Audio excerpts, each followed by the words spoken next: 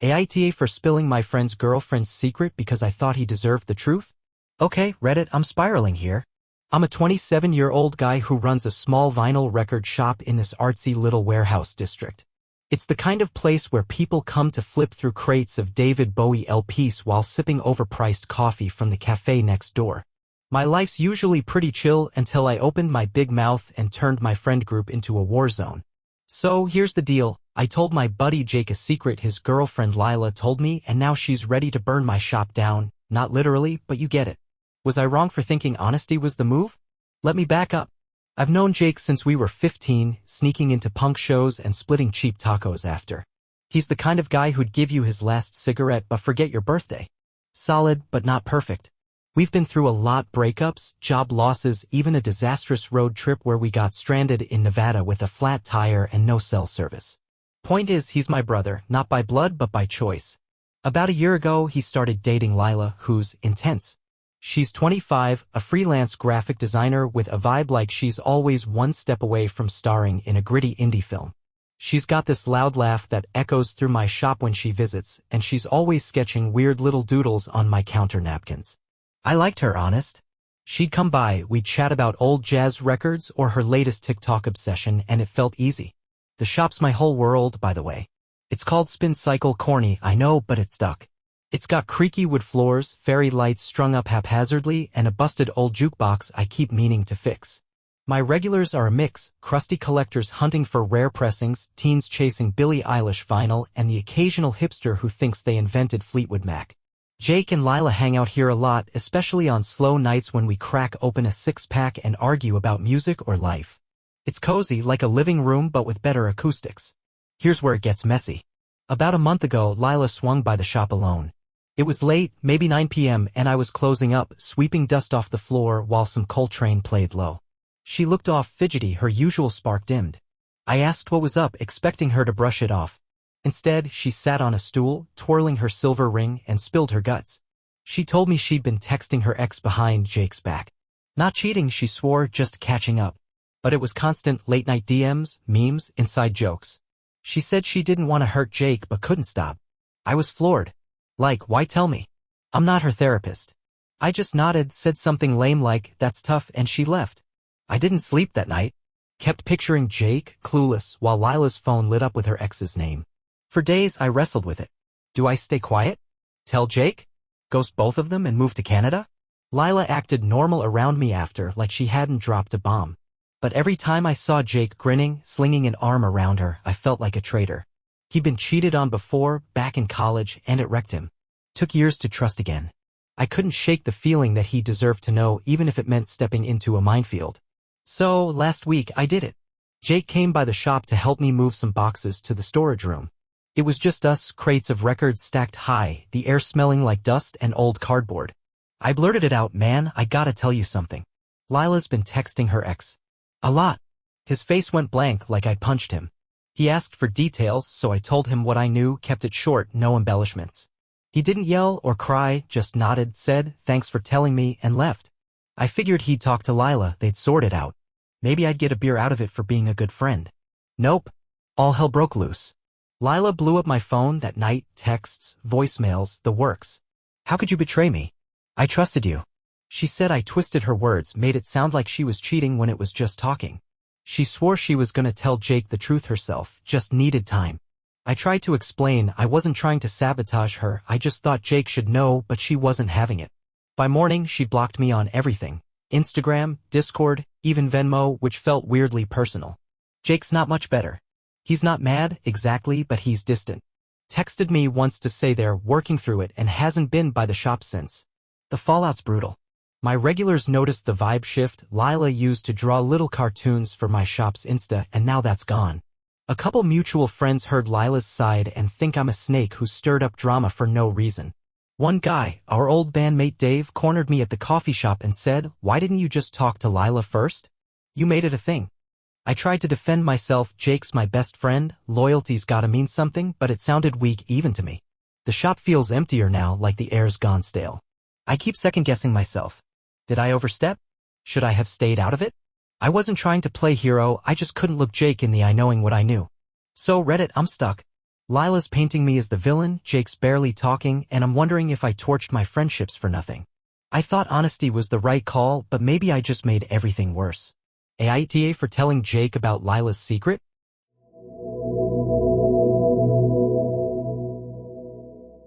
AITA for not giving my sister my laptop password when she accused me of not trusting her? Look, I'm not trying to start a family feud here, but my sister's acting like I committed treason because I wouldn't share my laptop password. I'm 24, she's 21, and we've been living together in this tiny apartment above a Korean barbecue joint for 6 months while she's in college and I'm grinding through freelance gigs. The whole place smells like kimchi 24/7, and now things are extra spicy because she's giving me the silent treatment. Did I really screw up by keeping my password to myself, or is she overreacting? Here's the setup. I'm a freelance video editor, piecing together YouTube vlogs and indie band music videos for clients who pay late half the time. My laptop's my lifeline. Think of it as a beat-up old spaceship I've duct-taped together to keep flying. It's a 2018 MacBook with a cracked hinge, stickers of cryptids plastered on the back, and a fan that wheezes like it's got asthma. Every project I've got, raw footage, Premiere Pro files, client notes, lives on that thing. I back up religiously to an external drive I keep in a sock drawer, but the laptop itself? It's my command center. I'm territorial about it, sure, but that's because it's literally my income. My sister, Mia, is the opposite. She's a junior studying marine biology, always hauling around textbooks with titles like Ecology of Coastal Ecosystems. She's got this chaotic energy, leaves half-eaten ramen bowls on the counter, blasts lo-fi study beats at midnight, and has a pet betta fish named David Attenborough who she swears judges her. We get along great, usually. We'll binge Taskmaster reruns or fight over who gets the last dumpling from the takeout place downstairs. She's got her own laptop, a shiny new Dell our parents got her for school, so it's not like she's techless. But hers is always cluttered with browser tabs, think 47 Wikipedia pages on jellyfish and a Pinterest board for aesthetic study vibes. Our apartment's a vibe, by the way. It's cramped with mismatched thrift store furniture and a fire escape we've turned into a mini jungle with potted herbs and fairy lights. The walls are thin, so we hear the barbecue joint's karaoke nights loud and clear, nothing like editing a video while someone butchers Bohemian Rhapsody. Mia and I share chores, Wi-Fi, and the occasional existential crisis about our futures. It's not perfect, but it's home. So here's where it went south. Last week, Mia's laptop started acting up, freezing during a Zoom lecture, taking forever to load her research papers. She took it to the campus IT desk, but they said it'd be a few days. No big deal, right? She asked to borrow my laptop to finish a group project on Google Docs. I said sure, handed it over, and went back to tweaking a client's vlog about artisanal soap. I didn't think twice, she's my sister, not a random roommate. But then she started getting cozy with it. She'd use it for hours, not just for school but for scrolling X, watching TikToks, even joining her Discord server for this marine bio meme group she's in. I'd come back from grabbing coffee and find her cackling at some video of a crab stealing a guy's sandwich. My desktop was a mess, random files open, browser tabs everywhere, my carefully organized project folders bumped around. I asked her to stick to her school stuff and she rolled her eyes but agreed. Still, it bugged me. This wasn't her Dell, it was my world. The real fight hit 2 days ago. I was in the kitchen, chopping basil for a sad attempt at pesto when Mia called from the couch, "Yo, what's your laptop password? I need to log in." I froze. I'd been letting her use it while I was signed in, but now she wanted full access? My brain screamed nope. It's not just about projects, there's personal stuff on there. Old journals in a locked folder, emails to my therapist, a half-finished script for a short film I'm too embarrassed to show anyone. Plus, I've got client contracts, invoices, sensitive stuff. I don't even share that password with my best friend, let alone Mia, who once accidentally tweeted from my ex account because she thought it was hers. I walked over, knife still in hand, not in a threatening way, I swear, and said, "Sorry, I don't give out my password. You can use it when I'm here." Her face changed like I'd slapped her. "What, you don't trust me?" she snapped. I tried to explain, it's not about trust, it's about privacy, my work, my space. But she wasn't hearing it.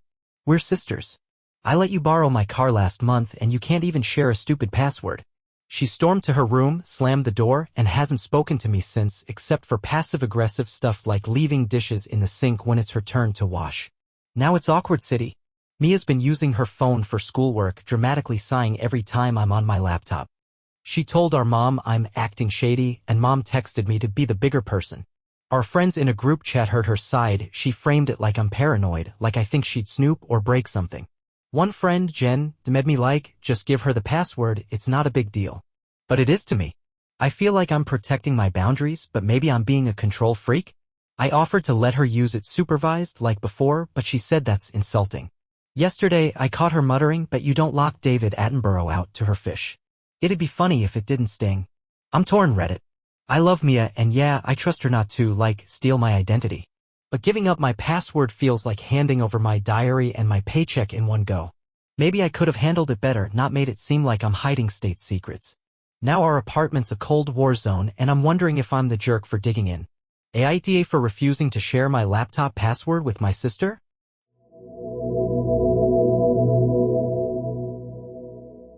AITA for accidentally spilling the beans about my coworker's surprise and supposedly ruining his big day? I'm still kicking myself over this one. Reddit. I'm a 29-year-old barista at this quirky little coffee shop in a converted train station, and I swear I didn't mean to cause a scene. My coworker, Derek, is convinced I tanked his birthday because I let slip about a surprise we had planned. Now he's acting like I personally canceled cake forever, and I'm left wondering if I'm the worst coworker alive. Did I really mess up that bad? Or is he blowing this out of proportion? Let me set the stage. The coffee shop, Whistle Stop Brew, is this weird gem of a place. It's got exposed brick walls, old railway signs, and a steam whistle that blasts every time someone tips a tenner. We're always busy. Commuters grabbing lattes, freelancers hogging tables, and tourists snapping pics of our vintage espresso machine. I've been here 2 years, pulling shots and dodging Karen-level meltdowns over oat milk. It's chaotic but fun, like working in a sitcom. My coworkers are a tight crew. There's me, perpetually covered in coffee grounds. Sarah, our manager who stress-bakes scones, and Derek, the guy at the center of this mess. Derek's 35, a part-time barista and part-time DJ who's basically the shop's unofficial hype man. He's got this loud Hawaiian shirt collection, a man bun that defies gravity, and a habit of narrating his latte art like it's a nature documentary. "Behold, the majestic fern," he'll say, sliding a cup to a confused customer. Everyone loves him, mostly. He's the guy who blasts 80s synthwave during closing and convinces us to do shots of cold brew like it's tequila. But he's also dramatic. Like, he once sulked for a week because a regular called his cappuccino fine. So, Derek's birthday was coming up, his dirty 35, as he kept calling it. Sarah decided we should throw him a surprise during our slowest shift, a Wednesday morning. The plan was simple. Deck out the back room with streamers, hide a cake shaped like a vinyl record, his obsession, and get his favorite regular, Mrs. Chun, to lure him in with a fake complaint about her macchiato.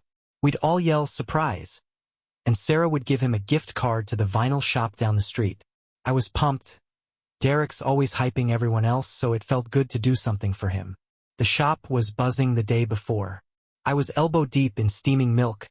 Sarah was sneaking streamers into the storage closet, and Derek was oblivious, practicing his DJ scratches on an imaginary turntable by the pastry case. I'm not great at secrets, I'll admit. My brain's like a leaky faucet. Stuff just drips out sometimes. Still, I thought I had it locked down. I'd even practiced saying "no spoilers" in the mirror like a dork. Here's where I blew it. Tuesday night, we're wiping down counters, and Derek's rambling about how he hates birthdays because they're just a reminder of mortality. I laughed, trying to play it cool, and said, "Oh, come on, tomorrow's gonna be fun. You'll see." He squinted at me, all suspicious. "What's that mean?" Panicked. My mouth, traitor that it is, went, just cake and stuff. The second it left my lips, I wanted to dive into the grinder. Derek's eyes went wide, like I'd confessed to keying his car. "Cake? What cake? Is there a thing planned?" I tried to backtrack. "Nah, I meant like, hypothetically."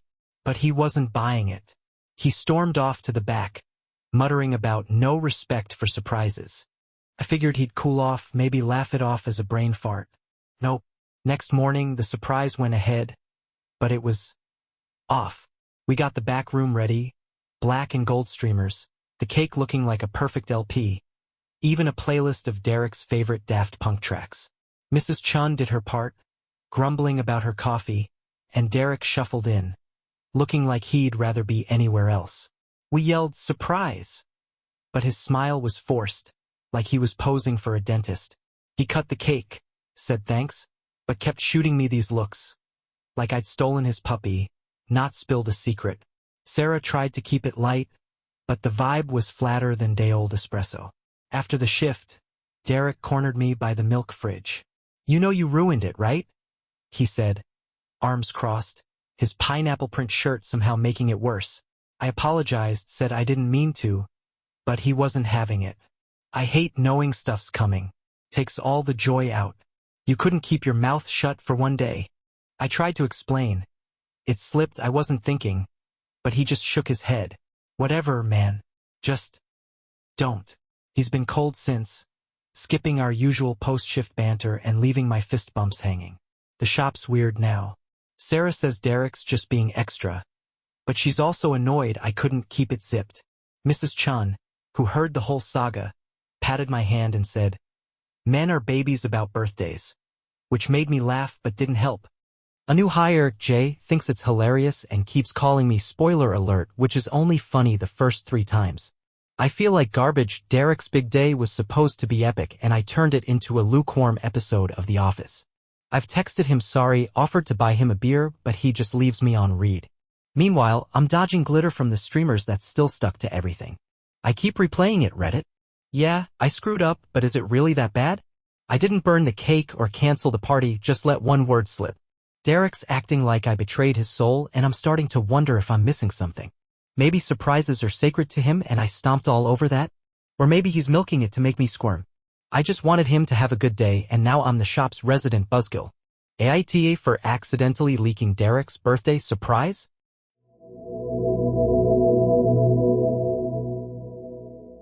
ITA for not telling my parents where I was last night when they freaked out and called me secretive? I'm still reeling from this fight with my parents. Reddit, and I need to know if I'm the jerk here. I'm 22, crashing at home while I figure out life, and last night I didn't tell my folks where I was going.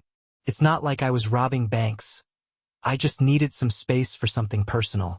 Now they're acting like I'm hiding a double life, and I'm stuck wondering if I owed them an explanation or if they're blowing this out of proportion. Here's the deal. I live with my parents in this sleepy suburb where the biggest drama is whose dog peed on Mrs. Larson's azaleas. Our house is a split level straight out of a 70s sitcom. Wood paneling, a rotary phone my dad refuses to ditch, and a fridge covered in my old art projects. I'm back home after college, working part-time at a comic book shop while I apply to grad schools. My parents are great but intense. Mom's a retired nurse who organizes the neighborhood watch like it's the CIA, and Dad's a high school math teacher who still checks my car's oil like I'm 16. They mean well, but they're always in my business, asking about my plans, my friends, even my Spotify playlists. My thing is urban exploration. It's this niche hobby where you sneak into abandoned places, old factories, shuttered malls, creepy hospitals, and just soak it in. There's a local crew I run with, the Nightcrawlers, who I met on a sketchy Reddit thread a year ago. We're not vandals, we just take photos, swap stories, and dodge security guards. It's my escape, you know? Like, the world's loud, but an empty warehouse at midnight is quiet in a way that makes my brain shut up. I don't tell my parents about it because they'd lose it. Mom would see tetanus in every rusty pipe, and Dad would lecture me on trespassing laws. Last night was special. Our crew had been hyping this spot for weeks. The old Crestview Sanatorium, a crumbling psych hospital an hour out of town. It's legendary in urbex circles. Think flickering exit signs, moss-covered wheelchairs, and rumors it's haunted. We'd planned it forever, me, Kai, our unofficial leader who's got a nose ring and a drone, and Sam, a quiet dude who brings glow sticks and granola bars. I told my parents I was going out after dinner, vague on purpose. Mom was stirring her famous taco soup, eyeing me like I'd confessed to shoplifting. "Where to?" she asked. I shrugged, said, "Just hanging with friends," and bolted before Dad could pull out his "be home by 11" speech. Crestview was unreal. We slipped through a busted fence under moonlight, our sneakers crunching on broken glass. The air smelled like mold and forgotten things. Kai's flashlight caught peeling murals of smiling kids. Creepy as hell. Sam kept whispering about vibes. And I was snapping pics on my phone, heart racing every time a pipe groaned. We found this old electroshock room, all rusted dials and cracked leather straps, and just sat there, talking about life. Kai's applying to law school but hates the idea. Sam's saving up to move to Japan. And me? I admitted I'm terrified grad school's just another box to check. It was raw, like therapy but with better aesthetics. I got home at 3 a.m., buzzing from adrenaline. My phone was dead, bad service out there, and I didn't think twice. Crept in, passed out, done. But this morning, chaos. I woke up to Mom banging pans in the kitchen like she was auditioning for Metallica. Dad was pacing, glasses fogged up from stress. Where were you? Mom snapped when I stumbled in for coffee. I said I was out late, no big deal, but they weren't having it. Dad threw out, "We called you 5 times. What if you were hurt?" Mom piled on, "You're so secretive lately. We don't even know you." I tried to brush it off. I'm fine, just needed a night out. But it escalated fast. They kept pushing. Who was I with? Why didn't I text? Was I in trouble? I snapped, "It's personal, okay? I don't owe you a play-by-play. Wrong move." Mom's face crumpled like I'd slapped her. Dad went full teacher mode. "While you're under our roof, we deserve to know you're safe." I doubled down, said I'm not a kid and they need to chill. It got ugly. Mom teared up. Dad said I was ungrateful, and I stormed out to the comic shop to cool off. Now I'm typing this in the back room, surrounded by boxes of Spider-Man floppies. Feeling like a tool, but also kinda justified. The fallout's rough. Mom's texting me Bible verses about honoring thy parents, which is her passive-aggressive signature. Dad left a voicemail saying they're worried about my choices. My sister, who's away at college, heard about it and DM'd me. Just tell them something, dummy. Even Kai and Sam, when I vented in our group chat, said I could have sent a quick, "I'm alive," text to avoid the drama. The shop's owner, Greg, noticed I'm off today and asked if I'm okay, which just made me feel worse, like I'm radiating screw-up energy. I'm torn, Reddit. On one hand, I get why they're freaked, random late night, no heads up, dead phone. I'm not heartless, I'd worry too if it was them. But I'm also 22, not 12, and urban exploring's mine. Telling them feels like handing over the one thing I've got that's just for me. Plus, they probably ground me for life or call the cops on Kai and Sam. Was I wrong to keep it private, or are they smothering me and calling it love? I just wanted one night to breathe, and now I'm the family villain. AITA for not telling my parents where I was last night?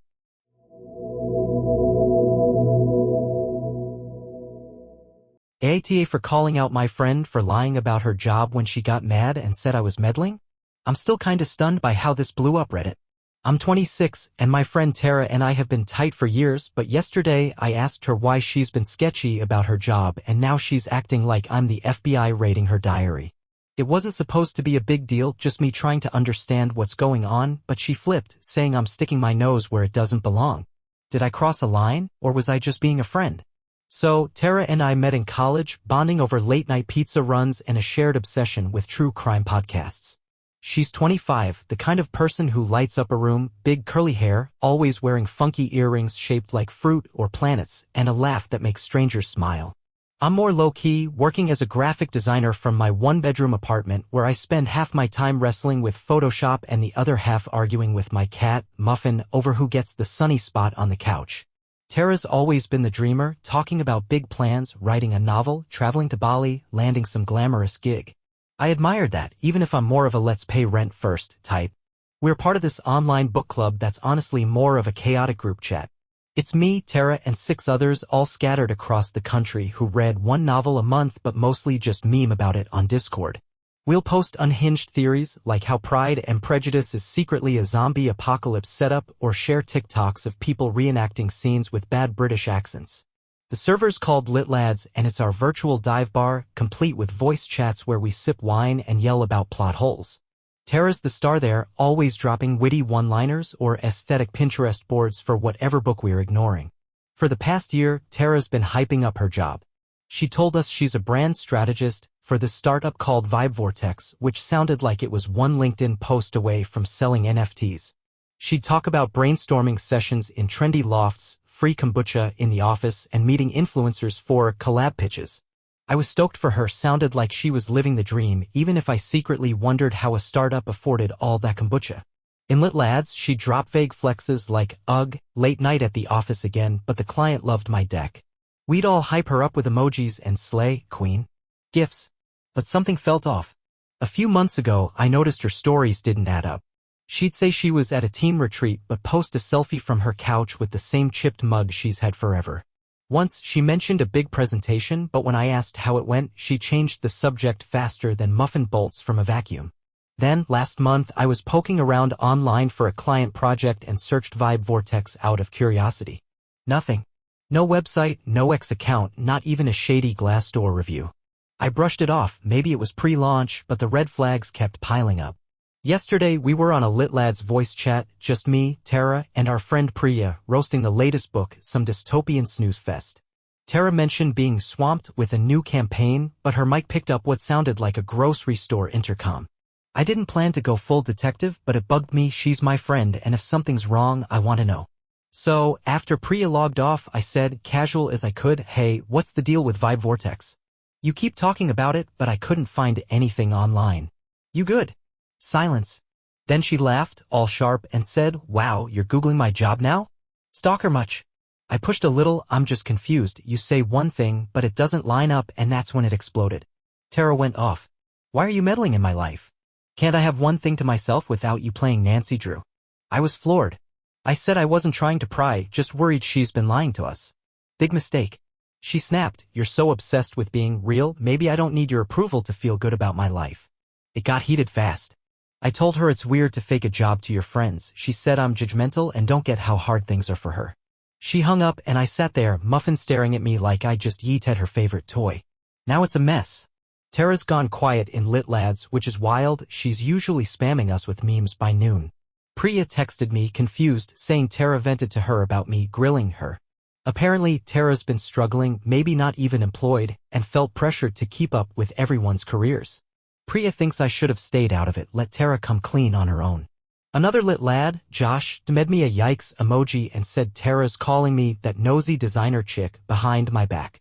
Even my IRL friend, Leo, who I told over coffee, said I might have come on too strong. Like, why not just ask if she's okay instead of playing fact checker? I feel like garbage. Reddit. I didn't mean to shame her. I was genuinely curious. Maybe a little annoyed she'd been stringing us along. But now I'm wondering if I bulldozed her privacy. Maybe she's got stuff going on I don't know about, and my big mouth made it worse. Still, it stings that she's been lying for months, and I'm the bad guy for noticing. I tried texting her an apology. Sorry if I overstepped. Just want you to be okay. But she left me on read. The Discord's weirdly quiet now, like everyone's tiptoeing around the drama. So what's the verdict? Was I an asshole for calling Tara out on her job lies? Or was it fair to ask when it's been so blatant? I just wanted to clear the air. But now I'm worried I broke something we can't fix. AITA?